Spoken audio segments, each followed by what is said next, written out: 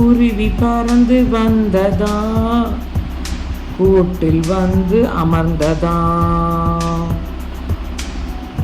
சுண்டலி ஓடி வந்ததா, சூரிய காந்தியை பார்த்ததா. தும்பி பறந்து வந்ததா, தூணில் சாய்ந்து நின்றதாம். புறா பறந்து வந்ததாம், பூனை அருகில் நின்றதாம். எல்லாரும் ஒன்றாய் சேர்ந்தனர், ஏதோ செய்ய நினைத்தனர். பனை மரத்தில் ஏறினர், பார்த்து காயை பறித்தனர்.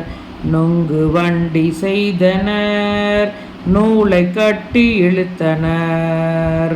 குலுங்கி குலுங்கி சிரித்தனர், கூடியாடி மகிழ்ந்தனர்.